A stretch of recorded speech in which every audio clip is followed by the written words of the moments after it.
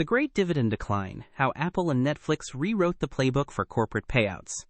Over the past 30 years, a seismic shift has reshaped the landscape of corporate payouts in the U.S. stock market. Dividend payments, once the bedrock of investor returns, have plummeted by 49% in the S&P 500, a staggering decline that many seasoned investors have witnessed in real time. What was once a sacred obligation, a quarterly check symbolizing stability and trust, has been strategically replaced by a more flexible, management-friendly mechanism. At the heart of this transformation are tech giants like Apple, which pioneered a new playbook, and Netflix, which doubled down on it with ruthless efficiency. This isn't just a story of fading dividends. It's a tale of financial engineering, evolving priorities, and the reshaping of investor psychology. Let's dive into how this happened, why it matters, and what might lie ahead for income-focused investors. The historical context. Dividends as the gold standard. For much of the 20th century, dividends were the lifeblood of stock market returns, contributing 40 to 50% of total gains for U.S. equities. Companies like AT&T, General Electric, and Procter Gamble treated these payouts as non-negotiable commitments, akin to a fixed mortgage payment, steady, predictable, and due without fail. Back in the 1980s and 1990s, 78% of U.S. firms paid dividends, offering investors a reliable income stream. These payouts weren't just financial. They were a cultural signal of corporate responsibility and long-term stability. But the ground began to shift in the late 20th century. By 2018, the percentage of dividend-paying firms had dropped to just 43%. The decline wasn't accidental. It was orchestrated. Enter Apple, the architect of a new corporate strategy that prioritized flexibility over tradition. Instead of hefty dividends, Apple kept its payouts modest, funneling the bulk of its capital into stock buybacks. This move wasn't just a one-off. It became the blueprint for modern capital allocation, embraced by companies across sectors, from tech to media. Apple's playbook, buybacks over dividends. Apple's strategy was a masterclass in financial engineering. By focusing on buybacks, the company addressed three key challenges at once: maintaining flexibility, boosting earnings per share, EPS, and preserving cash during economic downturns. Here's how it works. If a company earns $1 billion, with 1 billion shares outstanding, its EPS is $1. If it spends $100 million to repurchase 10% of its shares, the same $1 billion is now spread across 900 million shares, lifting EPS to $1.11. The business hasn't grown, but the headline number looks better, Wall Street cheers, and the stock price often follows. Unlike dividends, which are a public promise that's hard to retract without reputational damage, buybacks are a dial that management can adjust at will. When cash is tight, buybacks can be paused without fanfare. When profits surge, they can be ramped up to juice EPS. Boards love this optionality. It's a line of credit compared to the fixed mortgage of dividends. Apple's modest dividend yield of 0.4% in 2024, paired with $14 billion in buybacks, exemplifies this approach. If that buyback money had been paid as dividends, Apple's yield could have been closer to 2.9%, over 7 times higher. Netflix and the growth angle, no dividends, just buybacks. While Apple rewrote the rules for mature companies, Netflix took the playbook to the extreme for growth firms. The streaming giant has never paid a dividend, instead channeling over $12 billion into buybacks since 2019, when its free cash flow turned positive.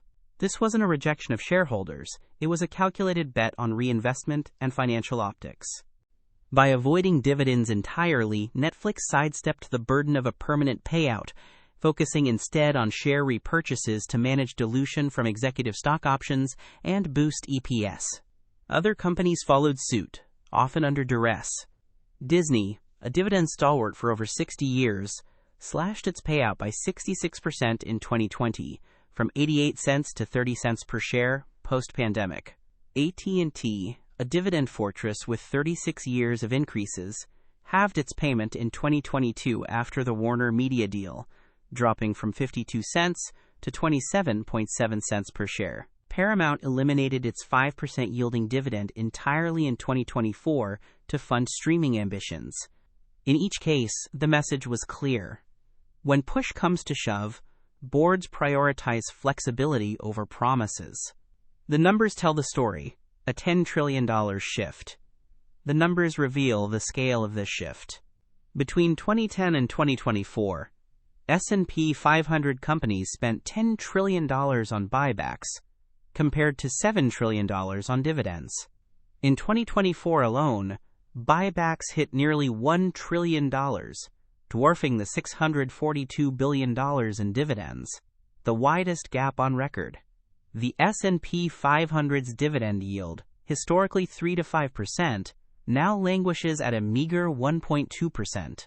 If buyback funds were redirected to dividends, the yield could approach 3%, more than doubling investor income. This isn't just a U.S. phenomenon. It's a global trend influenced by regulatory changes in cheap capital.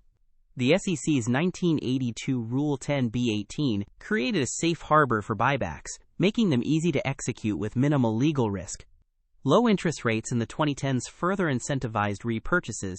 Borrowing at near-zero rates to retire shares often yielded better returns than other capital uses. Add in tax advantages. Buybacks defer taxes until shares are sold, unlike dividends, which are taxed immediately. And the incentives aligned perfectly for management. Sector impacts. Tech leads. Traditional sectors lag. The tech sector has been the vanguard of this buyback revolution. Alphabet initiated a modest dividend of 20 cents per share in 2024, yielding 0.34%, but paired it with a $70 billion buyback program, pushing total shareholder yield to 2.8%. Meta followed a similar path, with a 0.29% dividend yield but a 1.9% total yield, including buybacks. These firms are maturing, yet they cling to Apple's model of minimal dividends and maximal flexibility. Traditional sectors, like telecom and media, have felt the pain more acutely. Investors relying on AT&T's dividend for income saw their annual return on a $10,000 position drop from $520 to $278 post-cut. These cuts aren't mere financial adjustments. They disrupt retirement plans and force income investors into riskier alternatives like covered call ETFs, which cap upside and carry higher taxes and fees. Investment and policy implications. For investors, the dividend decline demands a rethink. Synthetic income products, like the $41 billion JEPI ETF, offer monthly payouts but at a cost, lower returns, 13% in 2024 versus S&P 500's 25%, higher taxes, 24% ordinary income versus 15% qualified dividends, and fees. These are band-aids, not cures. Instead, focus on sectors and companies showing early signs of dividend resurgence. Tech giants like Meta and Alphabet, initiating dividends in 2024, could evolve into tomorrow's dividend aristocrats as growth slows and cash piles grow. Policymakers might consider revisiting buyback regulations or tax incentives to rebalance corporate priorities. The current system disproportionately favors management and short-term optics over long-term shareholder income. A nuanced approach, perhaps taxing buybacks to fund dividend-friendly policies, could restore some equilibrium without stifling corporate flexibility. Near-term catalysts to watch. Several catalysts could influence this trend in the near term. First, monitor Federal Reserve interest rate policies. Rising rates could make borrowing for buybacks less attractive, pushing firms toward dividends. Second, watch for further dividend initiations from big tech. Amazon or Tesla could be next as they mature. Third, keep an eye on shareholder activism. Income-focused funds may pressure boards to prioritize dividends over buybacks. Finally, any legislative push to curb buybacks or reform tax treatment could accelerate a dividend revival. Conclusion: a dividend resurrection on the horizon?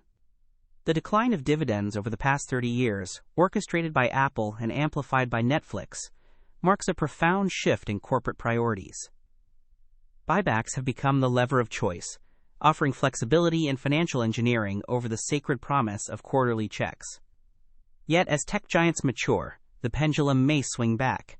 Meta and Alphabet's recent dividend initiations hint at a future where yesterday's growth stocks become tomorrow's income plays. For investors, the challenge is navigating this transition, balancing the hunt for yield with the realities of a buyback-dominated market. The dividend isn't dead, it's just waiting for its next act.